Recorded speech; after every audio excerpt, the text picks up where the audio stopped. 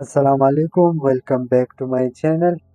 पिछली वीडियो में हम इंट्रोडक्शन देखा था और हमने बताया था आपको कि हमारा next video basis of hacking के ऊपर होगा। तो देखते हैं रिकॉग्निसेंस।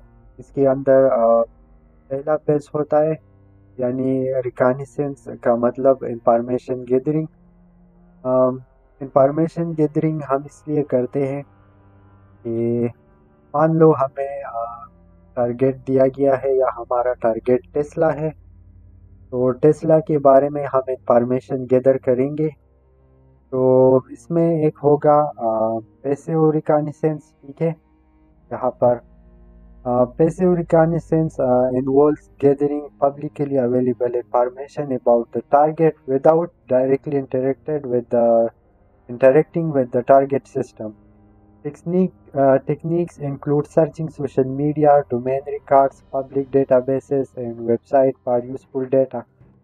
तो पैसिव रिकॉग्निसेंस जैसा कि नाम से जाहिर होता है कि पैसिव रिकॉग्निसेंस जो है, इसमें हम डायरेक्टली जो हमारा टारगेट है इससे हम इंटरेक्शन नहीं करेंगे। पब्लिकली जो अवेलेबल इंफॉर्मेशन है हम इसको गैदर करने की कोशिश करेंगे ओपन सोर्स इंटेलिजेंस के ज़रिए। तो हम देखेंगे इस कंपनी या टारगेट की जो वेबसाइट है, डोमेन रिकॉर्ड्स है, सोशल मीडिया प्रोफाइल्स है या पब्लिक डेटाबेसेस है, तो उसको हम देखेंगे और इससे इंफॉर्मेशन को गैदर करेंगे। एक्टिव रिकॉग्निसेंस इस पेज में जो हैकर होता है वो डायरेक्ट इंटरेक्ट करता है सिस्टम से, टारगेट सिस्टम से, और ये इंफॉर्मेशन गैदर करते हैं, ठीक है। Probing for vulnerabilities, this might include techniques like port scanning. इसमें जो टेक्निक यूज़ होती है वो पोर्ट स्कैनिंग है, डीएनएस क्वेरीज है, और इसमें टूल्स यूज़ करते हैं जैसे कि एनमैप, ताकि ये उसकी जो नेटवर्क है उसको स्कैन करे और जितना हो सके इससे इंफॉर्मेशन निकाल सके, ठीक है। तो इन मैप को भी हम देखेंगे, पैसिव रिकॉग्निसेंस और एक्टिव रिकॉग्निसेंस को हम आगे देखेंगे, ठीक है। नेक्स्ट स्लाइड पे चलते हैं। जो हमारे पास पेजेस ऑफ एथिकल हैकिंग के अंदर 2 नंबर है, वो स्कैनिंग एंड के ऊपर है। The hacker perform network scan to identify open ports, इसको हम देखेंगे एनमैप के ज़रिए से, ठीक है। Services and vulnerabilities in the target system. Tools like Nmap, Nessus, or OpenWest can be used to detect weaknesses such as open ports, export services, or outdated software. तो scanning में ये लोग या हम इन मैप नेसेस और ये ओपन में इस तरह के टूल्स को यूज़ करेंगे ताकि हम ओपन पोर्ट को डिटेक्ट कर सके, जो सर्विसेज इसके ऊपर चल रही है इसको हम डिटेक्ट कर सके, और आउटडेटेड सॉफ्टवेयर जो यूज़ हो रही है ताकि हम इसको डिटेक्ट करके एक्सप्लॉइट करें, ठीक है। एन्यूमरेशन इसके अंदर आता है। आफ्टर आइडेंटिफाई वल्नरेबल सिस्टम, जैसे कि हमें पता चल गया कि ये जो सिस्टम है ये वल्नरेबल है या ये सर्विसेज रन कर रही है जो कि आउटडेटेड है या वल्नरेबल है, तो हम इसके अंदर जाते हैं मज़ीद, और हम मज़ीद इंफॉर्मेशन गैदरिंग की कोशिश करेंगे, जैसे कि यूज़र अकाउंट हो गए, शेयर्स हो गए, network resources. Enumeration helps in identifying potential attack vector, ठीक है। मेन इसका गोल होता है enumeration helps in identifying potential attack vectors. Third number पे चलते हैं, gaining access. At this point, the hacker attempt to exploit the vulnerability discovered in the previous page. Method include exploiting vulnerabilities. ये जो page है, हमने information gathering की active और passive के बाद हमने स्कैनिंग और इन्यूमरेशन की, और यहाँ पर हम एक्सप्लॉइट करेंगे vulnerabilities को, जो कि हमने पिछले पेजेस में कवर की होगी, ठीक है। एक्सप्लॉइटिंग vulnerabilities इसके अंदर आती है, attacking weakness such as buffer overflow, misconfigured service और अनपेज सॉफ्टवेयर, ठीक है। पासवर्ड क्रैकिंग यूज़ करते हैं ये लोग ताकि ये यूज़र नेम और पासवर्ड को ट्रैक कर सके। इसमें डिक्शनरी अटैक होता है और एक ब्रूट फोर्स अटैक होता है, इसको भी हम देखेंगे। और वीक और स्टोलन पासवर्ड। इसके बाद फिशिंग और सोशल इंजीनियरिंग है।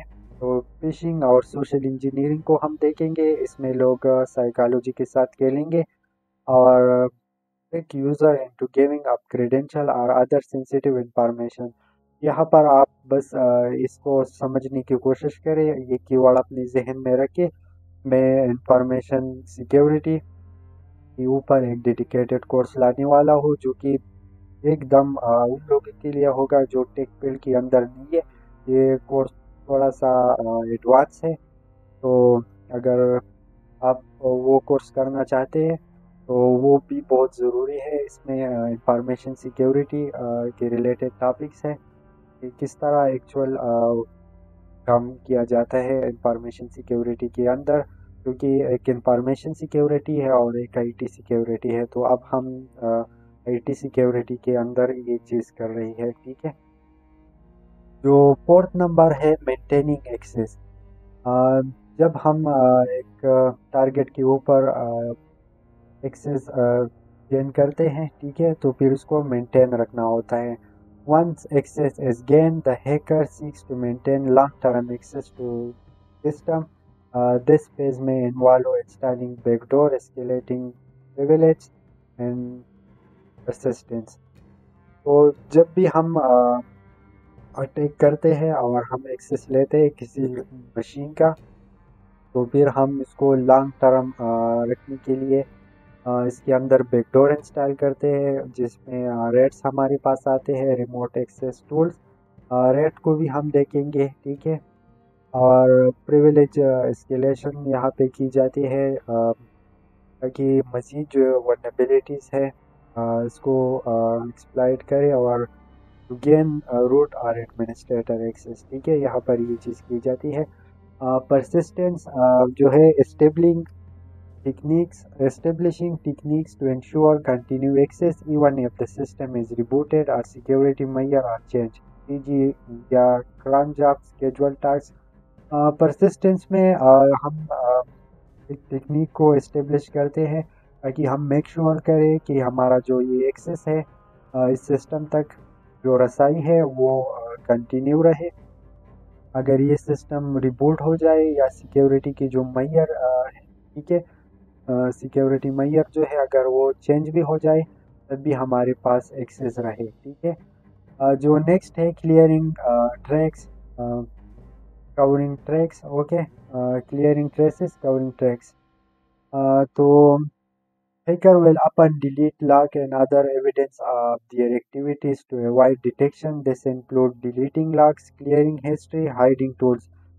जब हम किसी सिस्टम के अंदर जाते हैं, अनऑथराइज्ड एक्सेस ले लेते हैं, तो फिर हमको लॉग्स जो है जिस सिस्टम के अंदर अगर लॉग्स बनते हैं सिस्टम के अंदर, तो हम इस लॉग को डिलीट करेंगे, हिस्ट्री को क्लियर करेंगे। और जो हम टूल इसके अंदर इंस्टॉल करते हैं like backdoor and other tools, तो हम इसको हाइड करने की कोशिश करते हैं ताकि फॉरेंसिक और इन्वेस्टिगेशन के वक्त हमारी जो आईपी एड्रेस है या हमारा जो लोकेशन है, जो आइडेंटिटी है, वो एक्सपोज ना हो जाए और हमें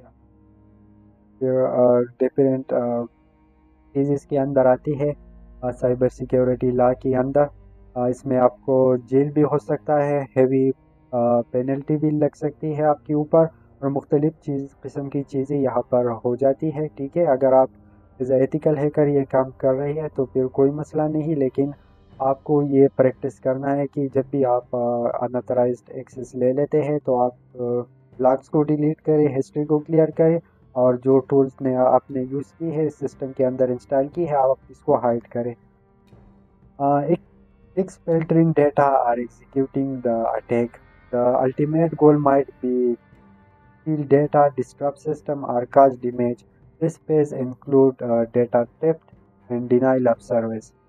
एक्सपेल्टरिंग डेटा या एग्जीक्यूटिंग द अटैक, इसमें जो गोल होता है वो डेटा को स्टील करेंगे या सिस्टम को डिस्टर्ब करेंगे, यहाँ पर डास या डीडास अटैक को करेंगे या किसी और किस्म का नुकसान के लिए करेंगे। और इस पेज में इंक्लूड है डेटा थेफ्ट, जिसके अंदर आती है काफ़ी सेंसिटिव फाइल्स, जैसे कि किसी भी लाइक व्हाट्सएप का जो सोर्स कोड है या किसी और एप्लीकेशंस का सोर्स कोड है, तो अगर आप के हाथ वो लग जाए तो फिर मज़े मज़े आपके। stealing credentials like credit card, visa card and any other sensitive information। credentials में यूज़र नेम और पासवर्ड आते हैं, इंटेलेक्चुअल प्रॉपर्टीज़ के अंदर आती है और कस्टमर का डेटा इसके अंदर आता है, ठीक है। Denial of service Das attack जो है ये सिस्टम को ओवरलोड करता है, ये सिस्टम के ऊपर अनलिमिटेड ट्रिपक भेजता है, जिसकी वजह से सर्वर जो है वो इतना कैपेबल नहीं रहता है ताकि वो इस लोड को बर्दाश्त कर सके, तो इट्स बिकम अनअवेलेबल। तो जो CIA की ट्रेड्स है कॉन्फिडेंशियलिटी, इंटीग्रिटी एंड अवेलेबिलिटी, तो यहाँ पर ये अवेलेबिलिटी को डिस्टर्ब करने की कोशिश करेंगे, ठीक है। डेटा डिस्ट्रक्शन जो है, डेटा को डिलीट करेंगे या इनक्रिप्ट करेंगे या डेटा को डैमेज करेंगे अपन as a part of ransom attack. Ransom attack को हम देखेंगे और रैंसमवेयर और वायरसेस के मुख्तलिफ फैमिलीज़ को हम देखेंगे।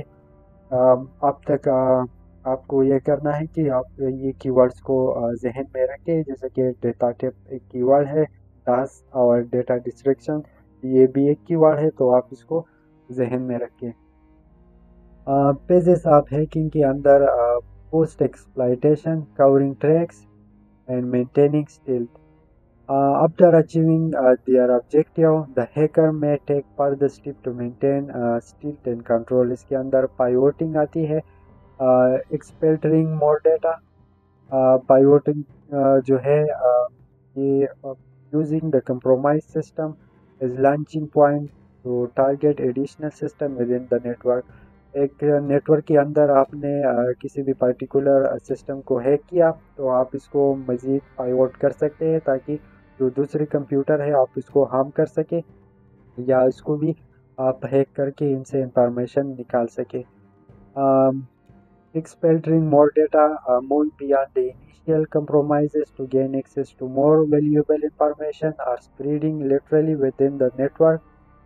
ransom or extortion। In some cases, hacker may hold data for ransom or use stolen data to export the victim। Simple way में अगर मैं बता दूं तो यहाँ पर ये चीज़ की जाती है कि एक सिस्टम के अंदर जब आप घुस जाते हैं तो आप वहाँ से डेटा को चोरी करें या इसको डिलीट करें, किसी की तरह किसी भी तरह का नुकसान आप वहाँ पे दे सकते हैं। या आप वहीं पे जो डेटा है आप उसको हेल्ड होल्ड करें तावान के लिए। आप इसको इनक्रिप्ट करें और उसको बता दें कि मैंने आपके सिस्टम पर अटैक किया है, जैसा कि वानाक्राई अटैक हुआ था और वो बिटकॉइन में पेमेंट को मांग रहा था। तो ये चीज़ें आप कर सकते हैं इस पेज में, ठीक है। ये था आज का हमारा सेशन, आई होप आपको समझ आया होगा। नेक्स्ट वीडियो के लिए आप चैनल को सब्सक्राइब करें और बेल आइकन को दबाएं। Thank you for watching this video.